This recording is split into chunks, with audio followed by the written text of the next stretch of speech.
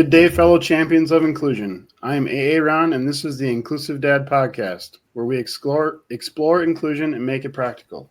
Before we dive in, don't forget to subscribe, rate, or review the show on your favorite platform. We truly appreciate your feedback and would be honored if you shared the podcast with friends and family who might benefit. If you want to support us in our mission, please click on the link in the show description. Today, my guest is Jason Richlin. Welcome to the show. Hey, how are you? Awesome. Why don't you start off by just telling me a little bit about yourself?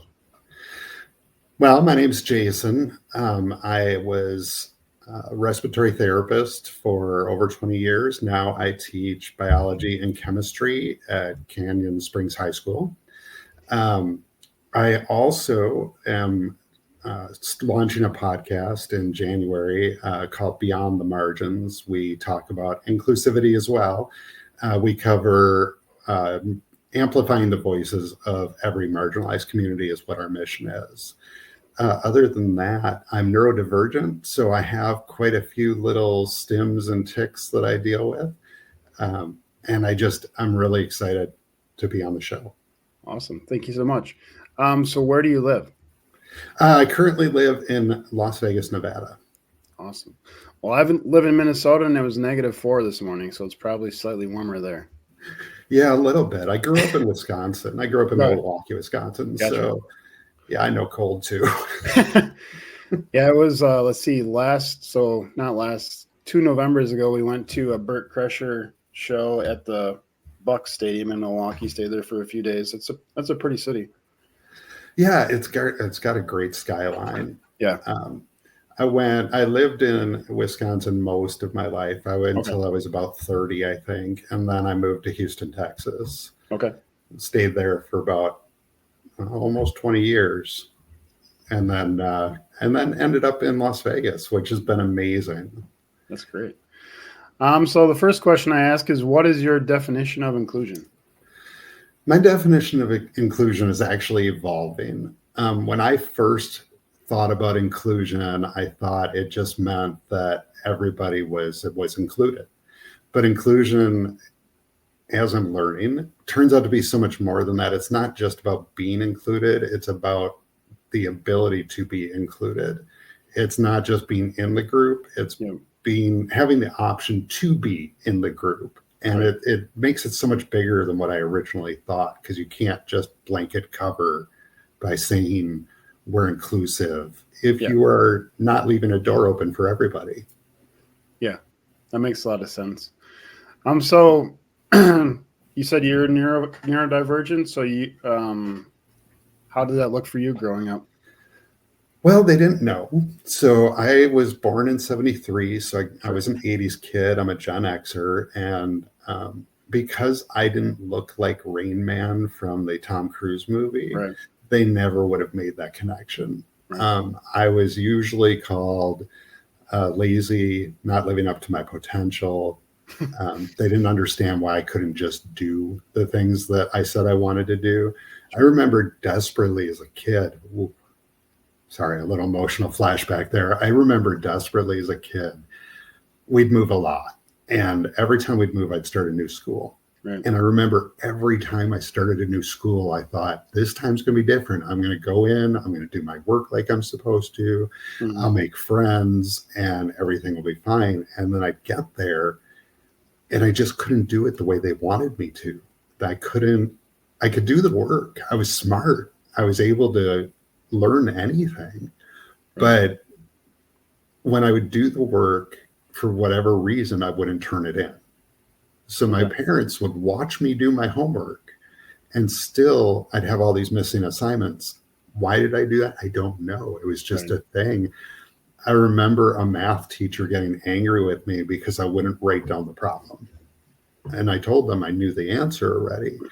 And they got angry about it and tried to call me out. So they called me up to the board and told me to write the answer. So I did. And it was right. And then they were angry.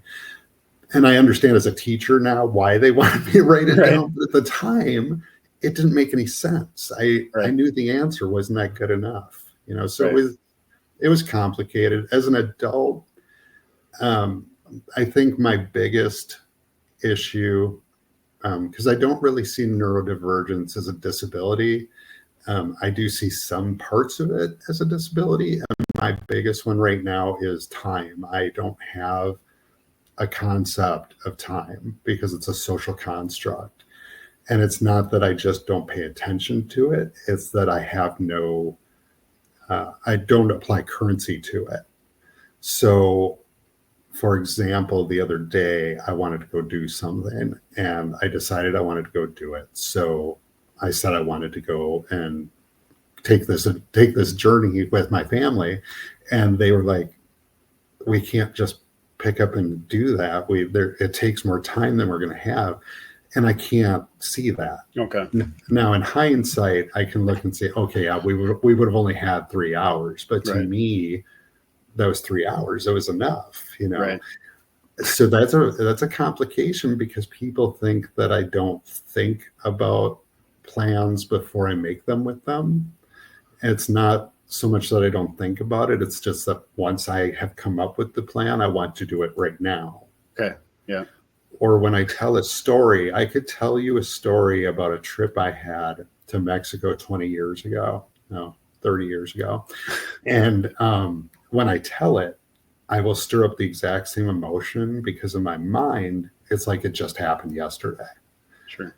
So it's a real, I know I can't imagine other people trying to understand it because it's not something even really that I understand. It's just something I live with. Right. And to me, it's a disability because it hurts other people. Okay. They don't think you care. They don't think that you are, that you have them in your thoughts when you're planning. And so to me, that makes it a disability because that's never the intent. Yeah, that makes sense. So I was born in 1977 and I don't ever remember. So I have a daughter. Cecilia, she's 22. Has been diagnosed with cerebral palsy and epilepsy.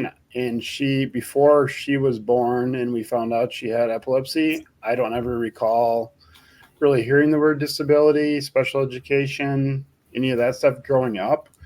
What was your experience growing up in that time frame? Do you ever remember hearing like disability or special education kind of stuff? Yeah, it's funny, actually, because they put me in what they called an ED class, emotional disability. Okay. Because when they tested me for the IEPs, they said I was too smart to be learning disabled. So that was very mixed. That gave very mixed emotions. On one hand, you're really smart. On the other hand, there's something wrong with you and we don't know what it is. Right. Yeah. So my teachers in there were great. There was one in particular, Mr. Barrington, who I wish I could track down because I'd love to tell him what I'm doing today. Yeah. At a very dramatic point in my life, I'd just been kicked out of both of my parents' houses. And I went to him because I felt like he was the catalyst to that. And we got into quite the argument.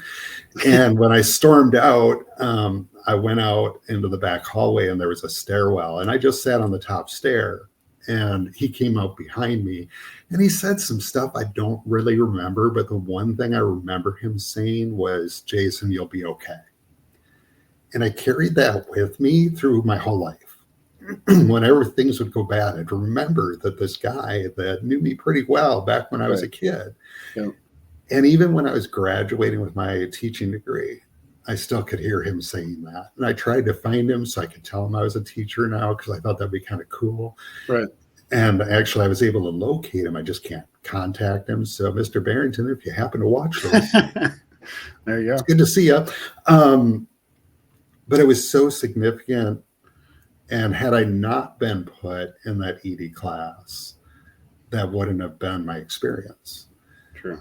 It was the wrong class to put me in, but I think it worked out for the best in that situation. Yeah. Why don't you go into a little bit about how you were a respiratory therapist and then you made a career change to be a teacher and how you decided to do that kind of thing? Well, so one of the beauties of neurodivergence, at least from what I can tell, is most of us, although we love patterns, also are easy to pivot. I wanted to go to school to do X-ray, and there was a 2-year waiting list. the school called me about 6 months into that waiting list and said, hey, there's this waiting list for x-ray, but there's this other program for respiratory care. If you'd be interested, you can get in right away. And I said, sure. What's respiratory? Yeah. So I went into it with 30 other students, and I'd say 2 of them knew what respiratory was before they got there. It was a really fun experience, though. I really loved it. I did it. Of course, I did it for, I think, over 20 years. When I first started, it helped me a lot. You get a lot of dopamine hits doing that job. Mm-hmm. And I know the majority of neurodivergent people are always seeking that dopamine. I've had a theory or a hypothesis for a long time that most healthcare workers are probably neurodivergent in some way. Mm-hmm. But it was great. I mean, I got to save lives. I got to see amazing things nobody else gets to see. As a respiratory therapist, I did some crazy things. I put in PICC lines. I put in arterial lines. A PICC line is one that goes from your elbow directly into your heart. Sure. An arterial line so that we can monitor your blood pressure and draw that special blood. I've done intubations where I put airways in people. I mean, I even got to do flight. I got to go on a fixed wing airplane and pick up a real sick kid. I've gotten to go on the helicopter and do it. Wow. Talk about dopamine, right? All day, that's all it was. And it helped me to support my family. I have 3 kids, and their mom was able to stay at home with them because I was able to just work more, which was what we wanted. We wanted somebody to always be home with the kids. I was lucky because I was always there for their milestones. Somehow it always happened to be that I was off or awake at that moment when they would take their first steps or their first words. Mm-hmm. So respiratory was really, really good to me until probably the last 5 years. So much had changed in healthcare. And as I was getting older and my ability to suppress my stims and stuff was getting harder. So it wasn't a danger to the patient. It was more a danger to my mental health. So I decided I needed to get out, and I went through a lot of different options of what I might do. And for me, what I do is I soundboard things. So I'll come up with an idea, and I'll go to my friends or my coworkers and I'll say, hey, what do you think about this? To me, it's a safety checkpoint because I know I come up with some crazy ideas. So I want to make sure I'm not doing anything crazy, you know? And that's what now Tracy, my wife, that's what she does for me because I'm a big picture person. Yep. I'm not good with details. And luckily for me, I have her. So she is always telling me, okay, we can do that. But what about this or what if this, and she thinks that bothers me, but I try to tell her all the time it's a nice saving grace because it stops me from doing dumb things. So I go into work and I'm like, hey guys, what do you think? Should I do like computer engineering? Because that would get me away from people. I want to be a little less public, And they're like, no, you wouldn't like that. How about if I do this? How about if I do this? Every time it was no, no, no. One day I walked in joking. I was joking. I walked in and I said, hey guys, what if I go and become a high school teacher? And I swear to you, 6 people in this room turned around and went, yeah, that's what you should do. Okay, I guess I'm going to be a teacher. Wow. That's crazy. So I looked it up and I realized that it was going to be a significant pay cut. I realized that I was going to be starting from the bottom again. It had taken me a long time to build up my career. Right. So I was like, okay, that's all right. I like new adventures, so we'll give this a shot. So I started school with Western Governors University. I was able to graduate with my bachelor's degree in 3.5 years. Okay. I started teaching in Houston, Texas. Actually, it was Alief, Texas, but most people don't know where that is. So, and it was great. I taught at a 9th grade center, so we had all 9th graders. I was teaching biology. The kids were amazing. And one of the first things I do every year, and I've done it every year since I started, is I introduce myself and I tell them about my neurodivergence. In previous years, it's never worked out badly. In previous years, I haven't seen the impact that I've seen this year, and I'll talk about that in just a minute. Sure. But I tell them because they need to know. They need to know things like I don't keep track of time. So if we're getting close to the end of class, if you do this, I know that means I have 2 minutes left. I can wrap up and we can be done. They're good about that. They always Sure. let me know. They never give me a hard time about my issues. Right. When I doombox things all the time. So if I put my phone down and I cover it with a piece of paper and I'm not staring at it, if I look away from it, I will not know my phone is under that paper anymore. I have to look for it. And usually I don't look there first. Right. So I always tell the kids, please don't leave your papers with me. I mean, if I'm grading them, yes, but if you need to take them home or bring them back, do not Sure. leave them with me because I will lose them. Sure. And they're very good about that, but I think it's only fair to warn them, you know?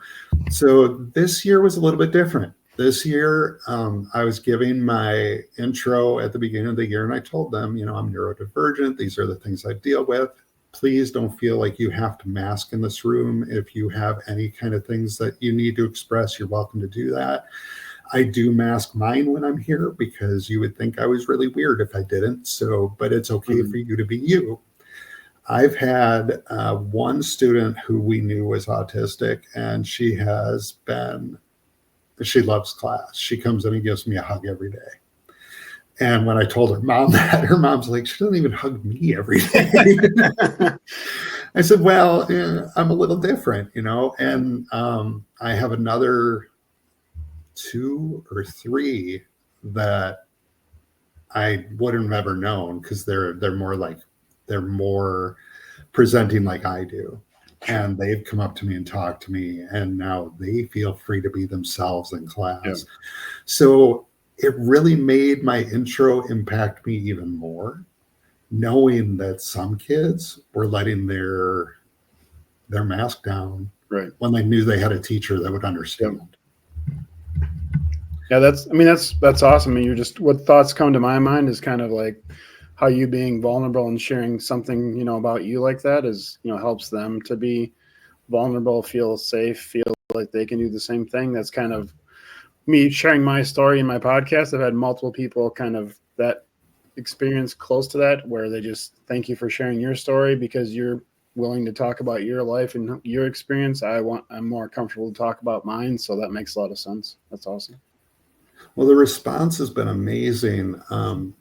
Not just, I mean, of course, in class, and I'll tell you that the parents are outstanding. I teach in a level, not level 1.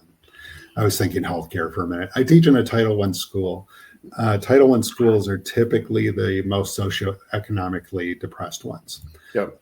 My kids, most of their parents work 2 jobs. Both of them work. Some of them work more than 1 job. Some of my kids work. It's, you know, times are rough for everybody, but they're rougher for some people. Yeah. And people think that these parents aren't involved, they don't respond, all this stuff. And I always tell them I've never had a problem getting a parent response. When we did our open house, I always tell the kids, I'm like, if your parents come and sign in, I'll give you 5 points extra credit because I want to meet their parents. Right. So my turnout this year was so good that the school noticed. Now, it wasn't great, but it was so good that the school noticed it. And I'm like, you know, these parents just need to hear from us, not just when their kid has done something wrong. For sure. Yeah. I email parents usually once a month. I send out a whole class one just saying, you know, hey, this is what we're working on. Sure. Or if you have any questions, let me know. That way, even when I have to reach out to a parent about something else, they're not immediately defensive, thinking I'm calling to say something bad. Right.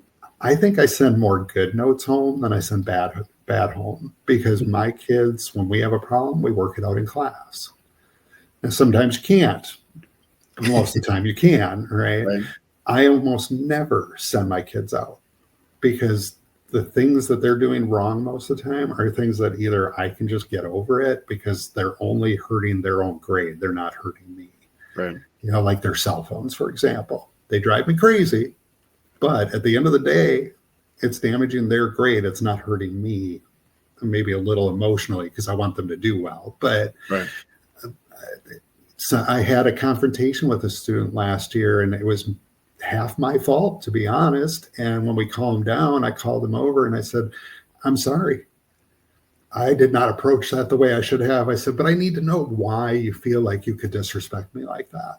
And we talked about it. And he told me, actually, and it made sense. So I was like, okay, all right. Because he was reacting to something else. It wasn't me. But I was like, okay, so when this is happening, come in and tell me.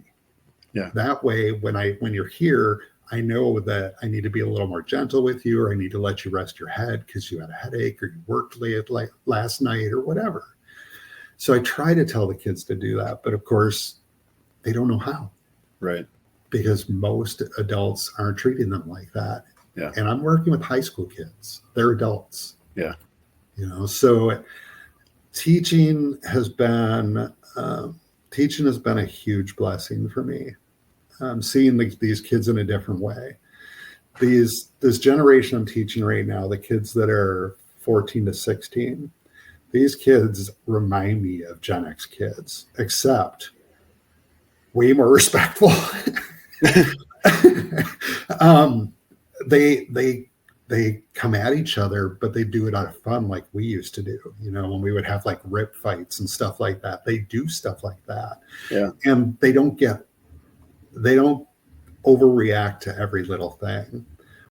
But if they know they've hurt somebody's feelings, you can see it in their face. Like they could physically fight somebody and it wouldn't bother them. But if they hurt somebody's feelings, everything drains out of their face. It's amazing how sensitive they are. Yeah, and they're learning it, like I said, kind of like Gen Xers did, where they're sensitive, but they're not overly sensitive. So they're better than we were in that regard. Yeah. And working with these kids, I came to Las Vegas with Teach for America, which is an organization that wants to dismantle the white supremacy culture. You can imagine when I was first reading that and applying with them, how I might think they might not want me to be a part of that. And it was really upsetting to me because I'm like, I'm not like those people. I've never been like those people. And so I applied anyway. And the process is amazing. And there's so much introspection that they cause you to do. And they start teaching you about restorative justice, which if you haven't heard of it, there's this thing called the high school to prison pipeline. Mm-hmm. It primarily affects BIPOC community students, and they get punished far more severely than non-BIPOC students do. So when I learned about this, first of all, when I heard high school to prison pipeline, my brain almost just shut off because I'm like, that can't even be a thing. What are you talking about? And the more I learned about it, the more I understood why they invited me to be a part of it, because it really has nothing to do with this. Right. It has to do with hundreds of years ago, this structure was built this way, and we've never done anything to fix it. Yep. And when I understood that, I started thinking back to my roots, where I came from. I grew up in neighborhoods that were not mostly white kids. So I never experienced that kind of neighborhood, that kind of environment until I was older. And then it made me uncomfortable. And so I started learning more about this white supremacy culture and how we need to do things. And I looked at the school I was working at. And that particular school had almost no white men in it. It was me and I think two other people, almost in the school for sure, and the district was pretty BIPOC friendly as well. Sure. But when I looked at how discipline was done, it was being done the exact same way. Really? The kids, the brown and black kids were being punished at a higher, more severe rate than the couple of white kids that were there. And I was like, that's when I realized that it's not me that's white supremacy culture. It is literally our whole country. System, Yes. And I was like, okay, so now I can be a part of breaking this down. And when I was Gen X, when I was a kid, I am Gen X. When I was a kid, we fought everything. We fought apartheid. We fought communism. We fought everything because we knew it was wrong and we wanted it to be better. Then we all had kids, so we had to take a minute off. Right. So I tell everybody I took a little nap and I woke up to this dumpster fire and millennials saying, "Where's Gen X?" And so I put on my jean jacket, my hat, and I said, "Here I am, let's go." I wanted to start my podcast strictly around restorative justice. And that's what I planned to do. I had started by organizing other teachers and other education staff, and we were just going to have honest conversations about what's happening in the schools, restorative justice. And as I was doing that, I started getting reached out to by other groups, childhood sex abuse survivors, adult members of the BIPOC community who've had issues with legal systems or healthcare disparities, or the LGBTQ community. And I know, unfortunately, right now, I know it's their fears get even worse. And of course, the ones that have come to know us know that we will support them in any way we can. But as I'm learning about all these other groups, I'm like, I can't just focus on one that's not right. Yep. There's too many. So we expanded. And as we expanded, other friends have joined us. I have my director of LGBTQ advocacy, Patty German, who came on, and they were the ones that pushed me to start working towards a nonprofit. Our mission as a nonprofit remains the same. We want to amplify voices of marginalized communities, but we want to do more. We don't want to just be a podcast. We want to be an advocate. We want to donate to charities that align with our mission. We want to have events where people can safely come and spend time with each other, whether they are neurodivergent or BIPOC or LGBTQ or all of them. And we want to have some of the people that have been guests on our show be speakers. And we want, there's so many things we want to do, and they can be done. And we have shows like yours who we want to collaborate with, because the group of us individually having our podcasts is amazing because more people can come to it. But the group of us in a bond together makes our voices even louder. And with the fears that I'm hearing from people right now, and I don't remember if I said it on the show earlier, I know I told you earlier, I was very disconnected from the world for about 20 years. No news, no social media. I needed to be away from it.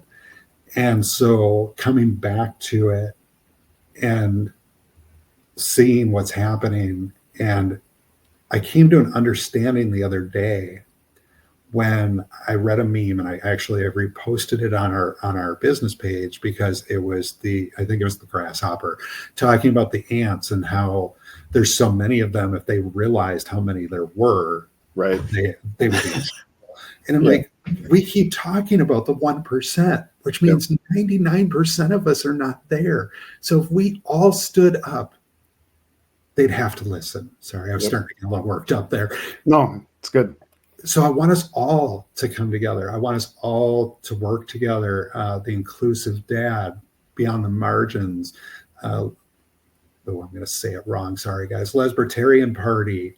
We've got Trans Pride. She's an author. We've got Art by Via. They do amazing artwork. If we can all come together, then our voice will be even louder, and they can't keep ignoring us. Yeah, I love that. I mean, you're coming from, the angle you're coming from. I mean, the reason I talk about inclusion is my daughter, she qualifies as severely multiply impaired for an IEP. So because of that, she was sent to a segregated classroom across town. I didn't know any better, so we just went along with it. Found out early on that I went in to visit her for lunch, and the kids in there were folding towels. We're talking like kindergarten, first grade. And I was like, why are we folding towels already? Like, they're not doing math or reading. So just the system set up for just because she, checks this box, she shouldn't be segregated. That's just not right. That's the system. That's the way. It's not how it's supposed to work, in my opinion, but it still happens. It's still just because a kid checks this box, they're getting put in this spot, which is not correct in my mind. So me sharing my stories about that, you sharing your stories, other people's stories about what you do, I think you are correct. We need to band together, because we are definitely better together than just by ourselves doing stuff. So I applaud your mission in wanting to do that. Thank you. I appreciate that. We have almost an opposite problem at our school. We had a student, and it wasn't my student, so I'm pretty comfortable because I don't even know their names, so I think I can share the story. But they were literally in the first percentile, so they were as low as you could be for reading, writing, and math, and they still put them in on-level classes. That's that's not right either. We don't know because we don't understand what free and appropriate means. Yes. Or least restrictive. Yes, thank you. Least restrictive. I mean, the student's great, but there's no way that this teacher can pass this student. And I tried this. The teacher is a younger teacher, and I'm like, honestly, I said, I wouldn't do it. I said, it's different if they can show you that they are learning something, but the student isn't even able to show you that, so you can't give them a grade based on anything. Right. It's very difficult both ways. Both ways are very difficult.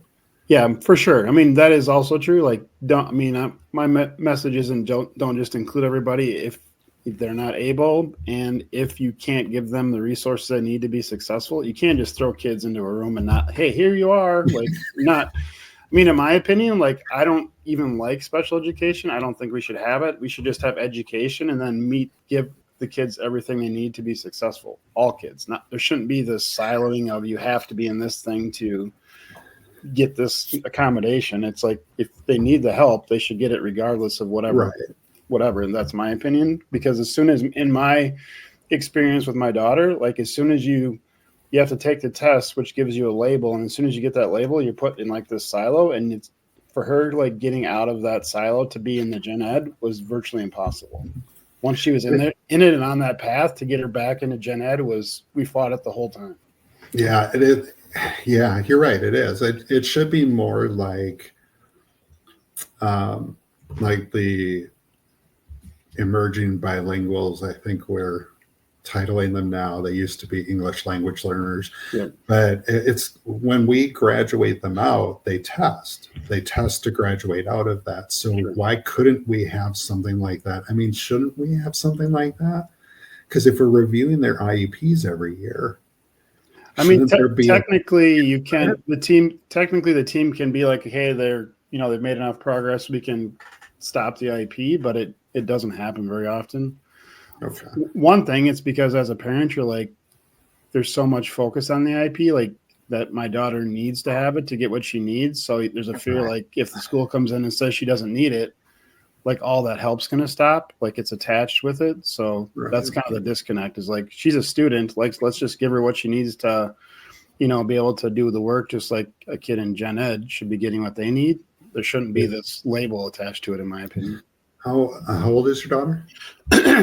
She actually just aged out, so she's 22 now. So she just aged out of all that school stuff, which I had a lot of issues with. But the stuff after you age out of that is way less stuff for her. So I mean, it was good as far as there was stuff there for her to do. Now it's just a whole different. Being an adult in that field area is not. There's way less stuff. So is she mobile?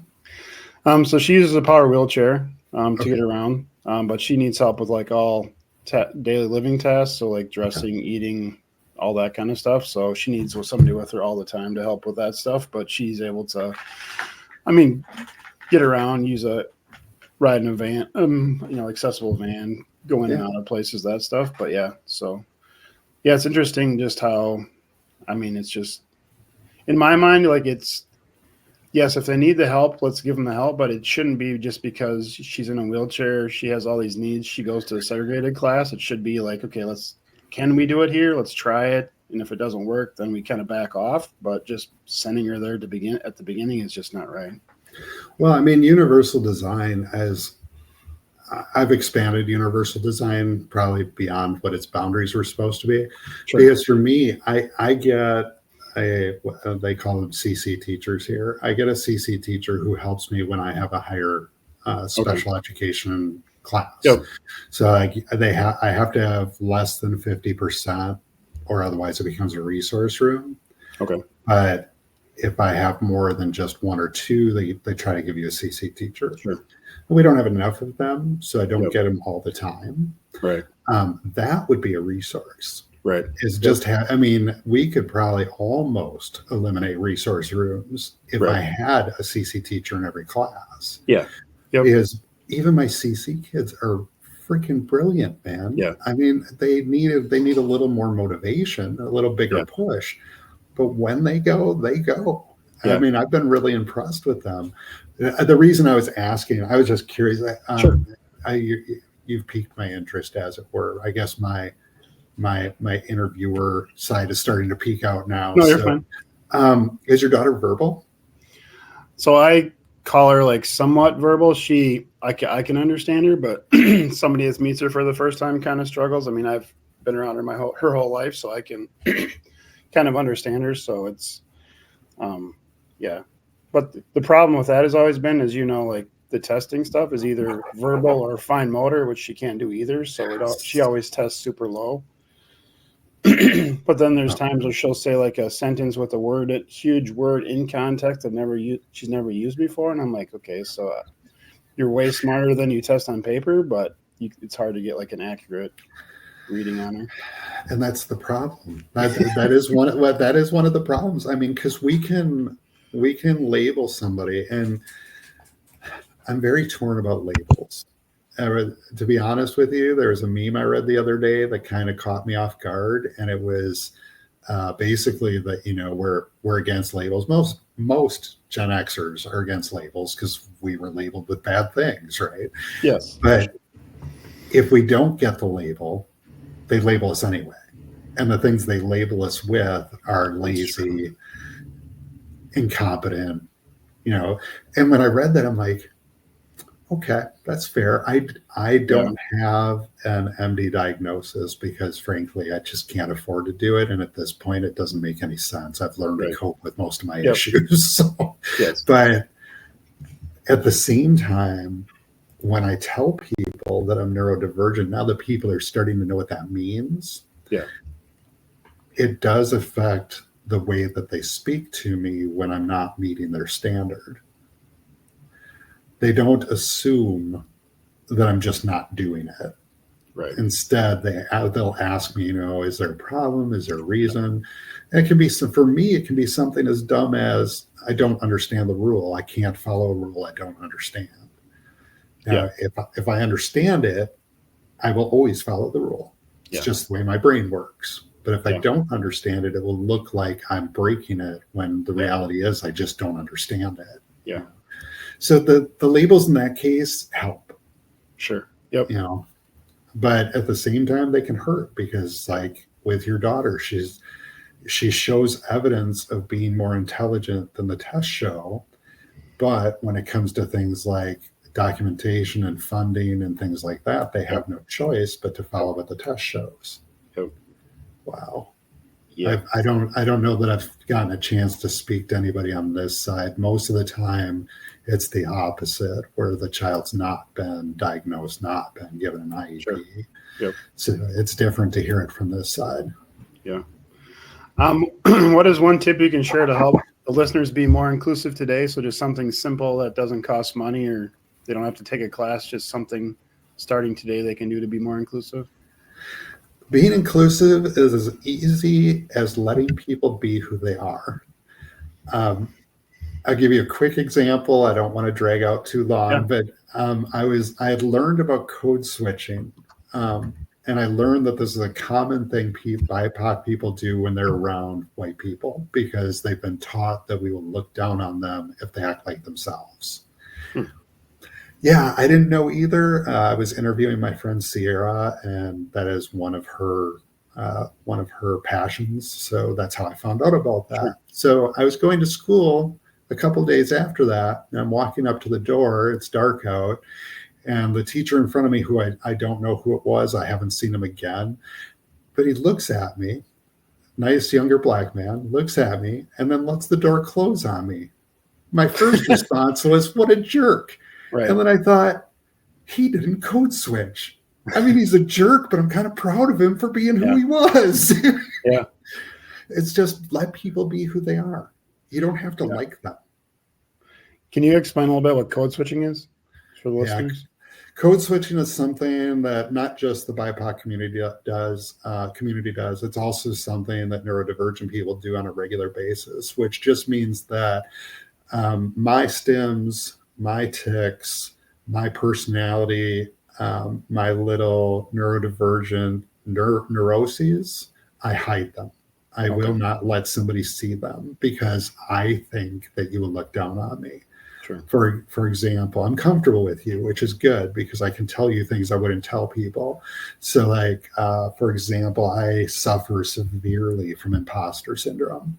Imposter syndrome just means that no matter how many people tell me I'm good at something, I will always believe I'm tricking them. Right.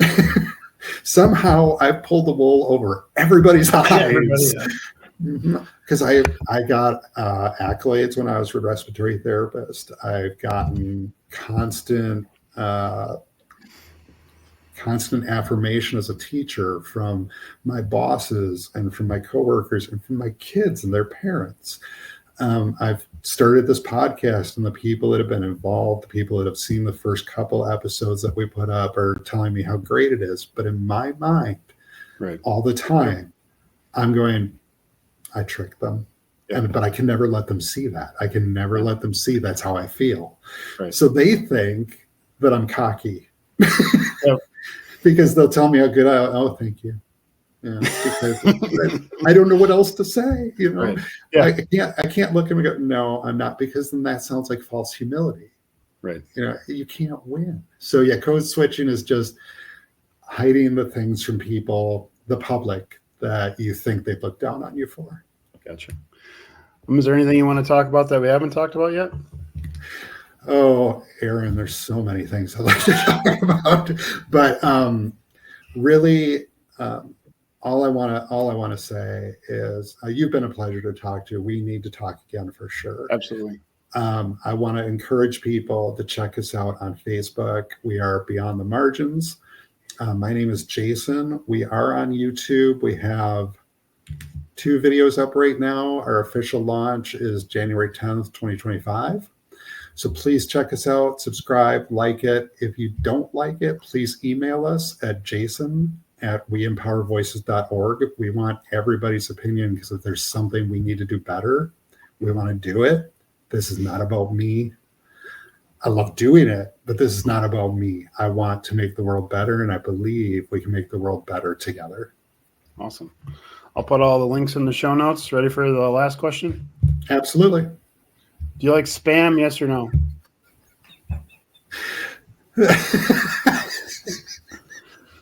I did as a kid.